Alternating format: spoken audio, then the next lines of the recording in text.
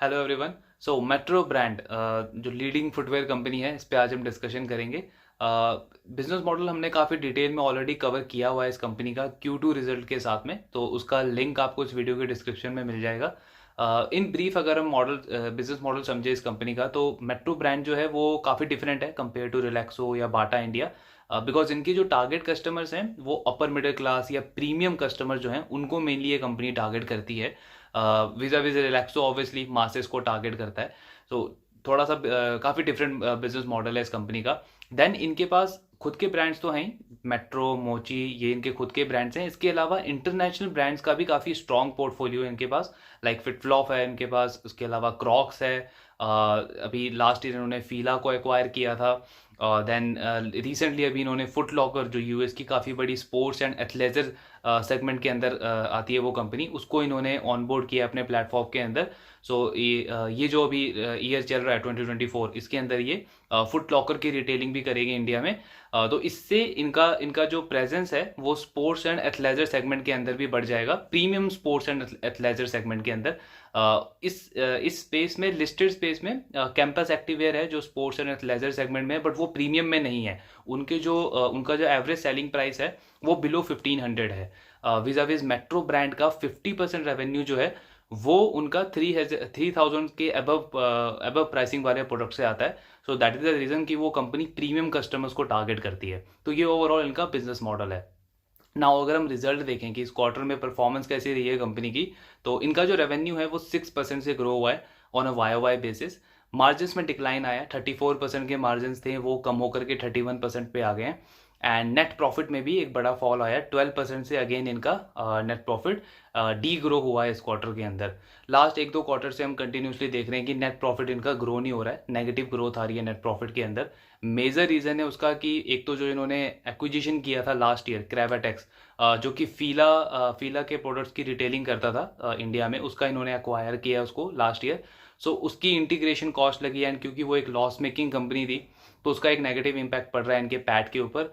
दूसरा, खुद की भी रेवेन्यू ग्रोथ इनकी डिक्लाइन हो गई है। लास्ट ईयर हमने देखा था कि कंपनी लगातार 25-30% से ग्रो कर रही थी, लेकिन इस साल स्टार्टिंग फ्रॉम Q1 वहाँ से ही इनकी जो ग्रोथ है वो 15-10%, देन इस क्वार्टर में 6% के आसपास की ग्रोथ आई है। तो खुद की ग्रोथ में ही एक डिक्लाइन आ रहा है लास्ट 3-4 क्वार्टर के अंदर, जिससे भी इनका बॉटम लाइन जो है, पैट जो है, वो ग्रो नहीं कर पा रहा है कंपनी का। इसके पीछे मेजर रीज़न कंपनी ने यही दिया है, जो लास्ट क्वार्टर में भी उन्होंने दिया था, कि पिछला जो फाइनेंशियल ईयर था वो उसमें बेस बहुत ज़्यादा हाई था उनका।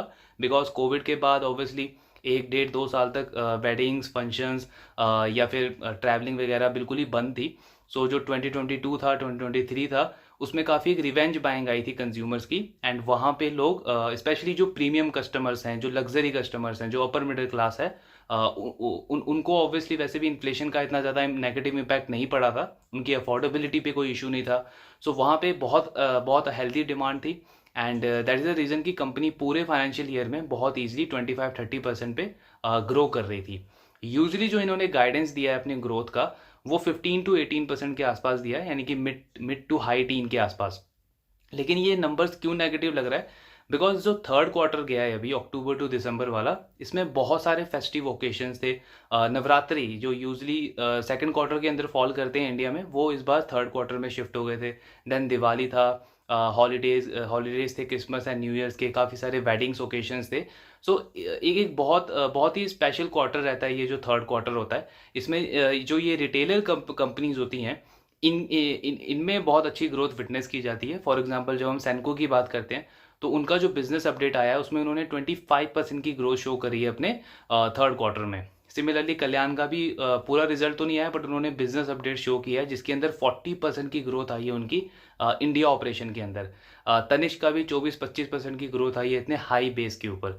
सो ये सारी कंज्यूमर कंपनीज हैं, रिटेलर कंपनीज हैं, एंड इन कंपनीज के लिए जो थर्ड क्वार्टर होता है फाइनेंशियल ईयर का, ये बहुत ज़्यादा हेल्दी माना जाता है, बिकॉज उसमें ग्रोथ काफ़ी अच्छी रहती है, बिजनेस मोमेंटम काफ़ी हेल्दी होता है। सो उस अकॉर्डिंग अगर हम देखें तो ऑब्वियसली मेट्रो ब्रांड का ये जो 6% की ग्रोथ है, ये काफ़ी ज़्यादा ख़राब लगता है। बिकॉज वी अंडरस्टैंड कि लास्ट ईयर आपका बेस बहुत ज़्यादा हाई था, बट एटलीस्ट आप 15-18% का जो आपने गाइडेंस दिया है वो कंपनी मेंटेन कर सकती है, बट उसको भी मेंटेन करने में कंपनी फेल हो रही है लास्ट कुछ क्वार्टर से। सो ये काफ़ी ज़्यादा नेगेटिव लगता है। इसके अलावा अगर हम कुछ डेवलपमेंट्स की बात करें तो कंपनी का जो स्टोर एक्सपेंशन प्लान है वो ऑन ट्रैक है। इनका टारगेट है कि अगले 2 फाइनेंशियल ईयर में 200 नए स्टोर्स ही ओपन करना चाह रहे हैं। सो इस क्वार्टर में भी इन्होंने अराउंड 30-35 नए स्टोर्स ऐड किए हैं। 829 इनके टोटल स्टोर्स हैं अभी। इसके अलावा मेट्रो और टीयर 1 सिटीज़ में इनकी ज़्यादा प्रेजेंस थी पहले। 30% मेट्रो में, 35% टीयर 1 सिटीज़ में। सो ऑब्वियसली क्योंकि प्रीमियम कस्टमर्स को टारगेट करती है ये, बट अब ग्रेजुअली ये टीयर 2 टीयर 3 सिटीज़ में भी अपने नए स्टोर्स को ओपन कर रहे हैं वहाँ पे।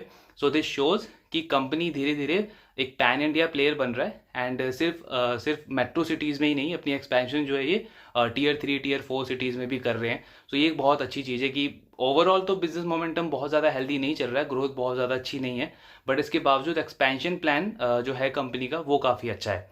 सो उन दोनों चीज़ों को काफ़ी अच्छे से मेंटेन कर रही है कंपनी। देन ब्रांड पोर्टफोलियो की हमने बात की कि जो one of the main competitive advantage है इस कंपनी का, वो है इनका इंटरनेशनल ब्रांड पोर्टफोलियो। क्योंकि खुद के ब्रांड्स तो हैं ही इनके पास जो कि काफ़ी सक्सेसफुल ब्रांड्स हैं, बट इसके अलावा जब हम इंटरनेशनल ब्रांड्स देखते हैं, लाइक जैसे कि क्रॉक्स है, उसको काफ़ी सक्सेसफुली इन्होंने इंडिया में लॉन्च किया, काफ़ी अच्छी ग्रोथ रही है उनकी। सिमिलरली फिट फ्लॉप है, और लास्ट ईयर इन्होंने फीला को एक्वायर किया है। अभी इन्होंने फुट लॉकर को ऑन बोर्ड किया अपने प्लेटफॉर्म के अंदर। तो ये सारी चीज़ें शो करती है कि जो भी इंटरनेशनल फुटवेयर कंपनीज हैं, उनको जब इंडिया में एक्सपैंड करना होता है तो मेट्रो ब्रांड उनके लिए एक प्रेफर्ड पार्टनर है। एंड ये चीज़ मिसिंग है अदर फुटवेयर कंपनीज में, लाइक रिलैक्सो, बाटा, कैंपस। इनके पास ये चीज़ नहीं है जो मेट्रो ब्रांड्स काफ़ी सक्सेसफुली कर रहा है। एंड इसमें इनके मार्जिन भी बहुत ज़्यादा हेल्दी हैं, बिकॉज ऑल दो मार्जिन अभी इनके डिक्लाइन हुए हैं, 34-35% से 31% पे मार्जिन आए हैं, बट स्टिल इसको जब हम कंपेयर करते हैं बाकी फुटवेयर कंपनी से, जैसे रिलैक्सो हो या बाटा हो, सो उनके मार्जिन यूजली 20-22% के आसपास रहते हैं। लेकिन मेट्रो ब्रांड्स के मार्जिन जो हैं, ऑल्दो अभी बिजनेस बहुत अच्छा नहीं कर रहा है, बट स्टिल 30% के अबव ये कंपनी मार्जिन्स मेंटेन कर पा रही है। सो ये सारी चीज़ें ये शो करती है कि इनहेरेंटली मॉडल इनका काफ़ी स्ट्रॉन्ग है। कस्टमर टारगेट, जिन कस्टमर्स को ये टारगेट करते हैं वो भी काफ़ी अच्छी क्वालिटी के हैं। 50% रेवेन्यू इस कंपनी का उन्हीं प्रोडक्ट से आता है जिनकी प्राइसिंग 3000 से ज़्यादा रहती है। So that is a reason कि उन कस्टमर्स को अफोर्डेबिलिटी का इशू नहीं होता, इवन दो इन्फ्लेशन बहुत ज़्यादा हाई भी हो इकॉनमी में तब भी। सो ये काफ़ी पॉजिटिव चीज़ है। तो मॉडल काफ़ी स्ट्रॉन्ग है इनका, लेकिन अभी जो करंट परफॉर्मेंस हम देख रहे हैं लास्ट 3-4-5 क्वार्टर से, वो काफ़ी ज़्यादा नेगेटिव लग रही है। एंड उस पर स्टॉक का वैल्यूएशन भी काफ़ी ज़्यादा हाई है, 98 के पी पे ये स्टॉक अभी ट्रेड कर रहा है। सो ऑब्वियसली इस परफॉर्मेंस के साथ तो ये हाई वैल्यूएशन बिल्कुल भी जस्टिफाई नहीं करते हैं। एंड कुछ टाइम पहले जो एक इंटरेस्टिंग स्टॉक लगता था ये पूरे फुटवेयर इंडस्ट्री के अंदर, वो अभी मिसिंग लग रहा है, बिकॉज परफॉर्मेंस में काफ़ी शार्प डिक्लाइन आया है इस कंपनी के। सो लेट्स सी आगे कौन कॉल में मैनेजमेंट क्या गाइडेंस देती है, कुछ ग्रोथ आउटलुक के ऊपर कुछ नया अपडेट मिलता है, या फिर ग्रोथ टारगेट वो रिवाइज करते हैं। सो वो चीज़ें अभी डिस्कस करेंगे कॉन कॉल के बाद। बाकी रिजल्ट ओवरऑल काफ़ी ख़राब परफॉर्मेंस है, एंड ऑब्वियसली वैल्यूएशन भी काफ़ी ज़्यादा हाई है स्टॉक का। सो ये ओवरऑल एनालिसिस था मेट्रो ब्रांड के ऊपर। Do let me know all your doubts in the comment box. Thank you very much.